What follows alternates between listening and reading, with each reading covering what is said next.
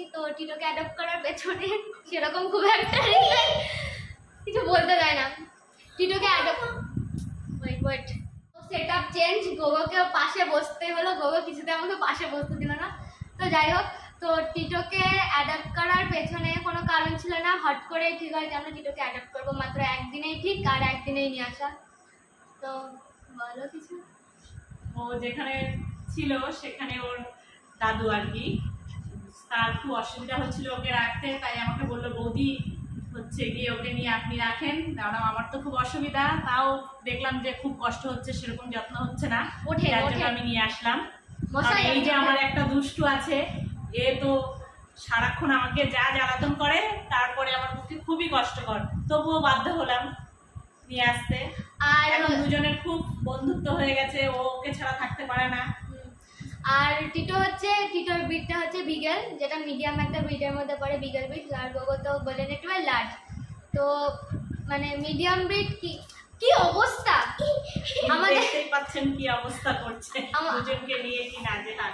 আমাদের সেরকম ভাবে মিডিয়াম ব্রিড নেওয়ার কোনো ইচ্ছাই ছিল না, কেন অলরেডি আমরা একদম ফার্স্টে আমাদের একটা স্মল ব্রিড ছিল, তার উপরেও আমি আলাদাভাবে কোনো ভিডিওতে বলবো পুরো ব্যাকগ্রাউন্ড, আমাদের পেট অ্যাডাপ্ট করা এবং তার উপর যা যা এক্সপিরিয়েন্স রয়েছে সব অন্য ভিডিওতে বলবো।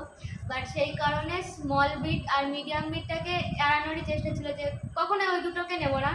তো কিন্তু ভাগ্যক্রমে টিটো এসে জুড়ে বসেছে, বিচ্ছুর গাছ একটা পুরো, এখন ছেড়ে দিলে গোবর কাছে যাবে, সোনা হয়ে গেছে। আর ওর নাম টিটো আমরা কেউ রাখিনি, ও যেখানে থাকতো ওর মা দাদু যেখানে থাকতো সেখান থেকে ওর নামটা টিটো দেওয়া হয়। তো আমরা চেঞ্জ করিনি, ওকে টিটোই বলি। মানে দাদু দাদু বলছি আমরা বারবার যে টিটোর দাদু অ্যাকচুয়ালি কে। সো টিটোর দাদু অ্যাকচুয়ালি বলতে আমার গোগোকে যিনি দেখেন, গোগোর ডক্টর, তো তারই ডগির বেবি হচ্ছে টিটো, ওনারই বিগেলটার বেবি হচ্ছে টিটো। তো সেই কারণেই মানে উনি এদেরকে নিজের নাতির মধ্যে এখন দেখে, সেই কারণে উনি বলেছিলেন যে আমি ওর দাদু, সেইখান থেকেই আমরা বলি গোবর দাদু, টিটোর দাদু। আর আমাদের জেঠু, আর হলো ওই জেঠুই হলো ওর নাম রেখেছে টিটো, সেই থেকে টিটোই। এই যে আমার টিটো সোনা, আমার টিটো সোনা কিন্তু টিটোর বয়স মাত্র 3 মাস, আর কোনো রকম চিন্তা ভাবনাই ছিল না যে আমরা নেব। তো 3 মাসে আনার পরেও কোনো রকম অসুবিধা হচ্ছে না হ্যান্ডেল করতে, আর মোটামুটি সিট ডাউন ট্রেনিং শিখে ফেলেছে। আর কিছু ট্রেনিংটা এখনো করতে যায় না, কিছু যদি বুঝতে পারে, আমার আধা ঘন্টা টয়লেটে বসে থাকতে হচ্ছে। আর যদি টের পাই যে শিশু ওকে করানোর জন্য বাথরুমে নিয়ে আটকে রাখা হবে, আমরাও থাকতে হয় সেখানে, তো তার আগে পালিয়ে বেড়াই যে শিশু করবে না, বাথরুমে বাইরে করবে। গোগোই ভালো, গোগোর এসব পছন্দ না ভিডিওতে আসা, ওকে দিয়ে জোর জবরদস্তি করানো হচ্ছে, ওর ব্যাপারটা এরকম। ও নিচে গিয়ে ওর হাত পরিষ্কার করছে। সো গাইস, এখন মার একটা বক্তব্য, 4টে ছেলে মেয়ে, 2 ছেলে 2 মেয়ে। আর এই ভিডিওতে জাস্ট এটাই দেখানো ছিল, সবারই মনের মধ্যে একটা ডাউট ফিল হচ্ছিল যে কি ব্যাপার, কোনো আগাম কোনো কারণ নেই, কিছু নেই, কোনো প্ল্যানিং নেই, একটা ডগ অ্যাডপ্ট করা একটা বিরাট ব্যাপার।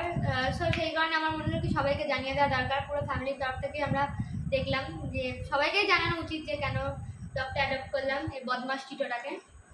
সো জাস্ট এই ভিডিওটাতে জাস্ট এটাই দেখানো ছিল। আর এটা হচ্ছে টিটোর মুখ। টিটো একটু দেখাও, শোনো আমার, ছাড়ো, লিভ গুড বল,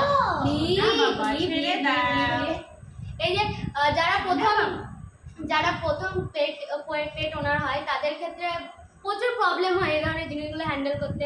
তারা ছোটবেলায় ভাবে কি যে ও কিছু হবে না, বড় হয়ে কেটে যাবে, কিন্তু এটা ভীষণ খারাপ জিনিস, ছোটবেলা থেকে ওদের হ্যান্ডেল করাটা খুব দরকার।